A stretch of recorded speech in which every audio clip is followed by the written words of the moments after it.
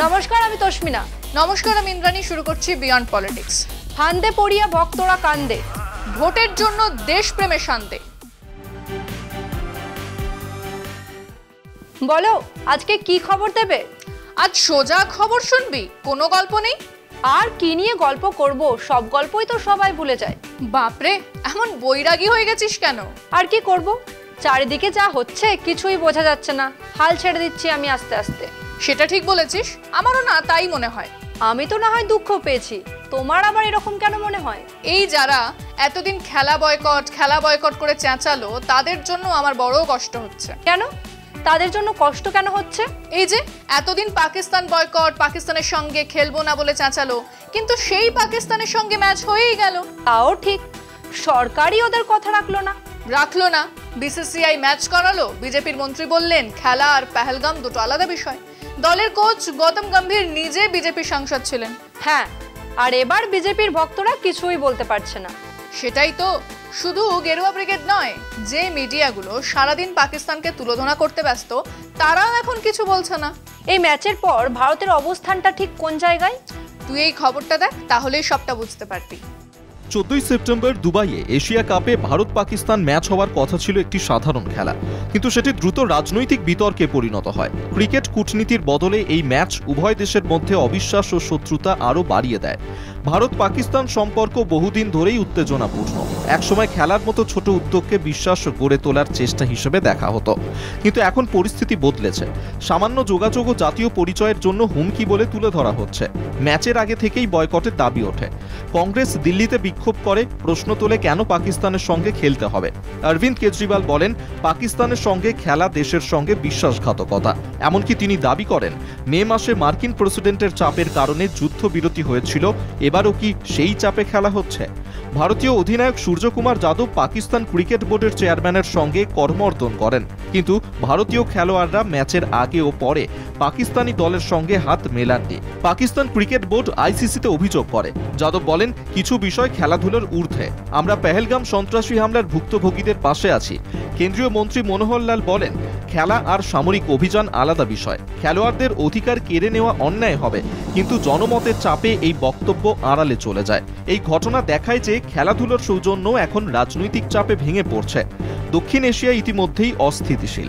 দুই দেশ hypersonic missile, AI নজরদারি ও নতুন সামরিক প্রযুক্তি যোগ করছে। ভুল সিদ্ধান্তের ঝুঁকি বাড়ছে। অথচ দু দেশের মধ্যে একমাত্র সংকট হটলাইন ছাড়া যোগাযোগ প্রায় নেই। ক্রিকেট একসময় নরম কূটনীতির প্রতীক ছিল, এখন সেটি রাজনৈতিক অস্ত্র হয়ে দাঁড়িয়েছে। যদি হাত মেলানোই সন্দেহজনক হয়ে যায়, তবে কাশ্মীর, জলবন্টন ও সন্ত্রাস বিরোধী আলোচনায় কিভাবে এগোনো সম্ভব? যুদ্ধ আর খেলা একসঙ্গে চলবে? তার থেকেও বড় প্রশ্ন, এসব না করে কূটনীতির লড়াই কবে হবে? আমাকে একটা কথা বলো, সিনেমাতে কেউ অভিনয় করলে পাকিস্তানি অভিনেতার সঙ্গে কত ট্রোল হতে হয় তাকে, কিন্তু ক্রিকেটে বড় টাকা আসে রে। এত টাকার লোভ কি আর সামলানো যায়? হ্যাঁ, আর সেই টাকা যাবে চ্যানেলের কাছে, ব্যবসায়ীদের কাছে, বিসিসিআই এর কাছে। আর সবচেয়ে বড় কথা, ইন্ডিয়া পাকিস্তান ম্যাচে লাভের টাকা গোনে আইসিসিও। আইসিসি মানে ইন্টারন্যাশনাল ক্রিকেট কাউন্সিল। ঠিক, আর আইসিসির মাথায় কে বসে? অমিত শাহের ছেলে জয় শাহ। আর এই বেলা বিজেপির দেশভক্তি কোথায় যায়? টাকা বড় বালাই রে, এত টাকার লোভ সামলানো যায়? কিন্তু ব্যবসা আগে নাকি দেশ আগে? সেই উত্তরই বিজেপি দিতে পারে না, সরকার দিতে পারে না, আর সাপোর্টাররা মাঝখানে পড়ে যায়। মাঝখানে পড়ে যায় মানে কি? এই যে জাতীয়তাবাদের গল্পে সমর্থকদের ভুলিয়ে রাখা, ব্যবসার লোভে পাকিস্তানের সঙ্গে ক্রিকেট খেলা, এই ভণ্ডামির ছবিটা দেখলেই তো বোঝা যায়।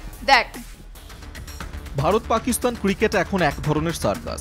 মাঠে ক্রিকেটাররা, বাইরে রাজনীতি আর ভেতরে টাকার খেলা। সরকারি ঘোষণা স্পষ্ট, দ্বিপাক্ষিক সিরিজ নেই, কারণ নিরাপত্তা নেই। পাকিস্তানি শিল্পী, গায়ক, অভিনেতাদেরও নিষিদ্ধ করা হয়েছে। ভারতীয় শিল্পীরা যদি কোনোভাবে তাদের সঙ্গে কাজ করে থাকেন, তবে দিলজিৎ দোসাঞ্জের মতো তাদের কপালে ট্রোলিং নিশ্চিত। কিন্তু এশিয়া কাপ বা বিশ্বকাপে পাকিস্তানের বিপক্ষে ম্যাচ হলেই গল্পটা পাল্টে যায়। তখন এই ম্যাচকে বলা হয় সবচেয়ে বড় প্রতিদ্বন্দ্বিতা, ওয়ার্ল্ডস গ্রেটেস্ট রাইভালরি। টিভির পর্দায় বাজে দেশপ্রেমের ঢাক, আর বিজ্ঞাপনের টাকা গুনতে থাকে বোর্ড। জয় হলে ঘোষণা করা হয় এটি আমাদের জওয়ানদের জন্য, অথচ সেই জয়ের লাভের টাকা ঢুকে যায় স্পন্সরদের পকেটে। সেনাদের নাম কেবল নৈতিক ঢাল। অভিযোগ আছে জয়শা নাকি চাপ দিয়ে ভারতীয় দলকে পাকিস্তানের বিপক্ষে খেলতে বাধ্য করেছেন। যদি তা সত্যি হয় তবে বোঝাই যায় খেলা খেলোয়াড়রা খেললেও আসল ম্যাচ চলছে বোর্ডরুমে। ক্রিকেটাররা কেবল নাটকের চরিত্র। পরিচালকের আসনে বসে বিসিসিআই, আইসিসি, ক্রিকেট প্রশাসন। সবচেয়ে মজার বৈপরীত্য, গান, সিনেমা, সাংস্কৃতিক বিনিময় সব বন্ধ, কিন্তু ক্রিকেটে একেবারে বিশেষ ছাড়। কারণ ক্রিকেট ছাড়া এত বিজ্ঞাপন, এত টাকা আর কোথাও পাওয়া যায়? এখানে তুলনা টানা যায় আন্তর্জাতিক মঞ্চে মুসলিম ক্রীড়াবিদদের সঙ্গে, যারা ইসরায়েলের বিপক্ষে খেলতে অস্বীকার করে শাস্তিও মেনে নেন। ভারত সরকার সেই পথে হাঁটে না, কারণ দুটো নৌকাতেই পা দিয়ে চলতে চায়। ভোটের জন্য জাতীয়তাবাদ, আবার কোটি কোটি টাকার মুনাফাও। আজ ভারতীয় ক্রিকেটকে দুটি পথের একটিতে হাঁটতে হবে। হয় পাকিস্তানের সঙ্গে সব খেলা পুরোপুরি বন্ধ করতে হবে, নয়তো খেলাকে শুধু খেলা হিসেবেই দেখতে হবে। দেশপ্রেমের নামে ব্যবসা করা ও প্রতীকী উৎসর্গ দেখানো আসলে ভণ্ডামি। এতে খেলার মর্যাদা যেমন কমে, তেমনি জাতীয় মর্যাদাও ক্ষতিগ্রস্ত হয়।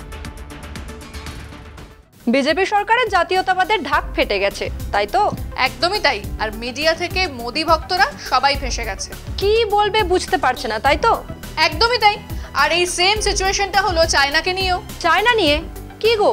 এই যে মিডিয়া থেকে মোদি ভক্ত সবাই পারলে চীনকে বাড়ি বসে ধ্বংস করে দেয় তারা, কিন্তু এবার পড়ে গেছে ফ্যাসাদে। কি ফ্যাসাদ?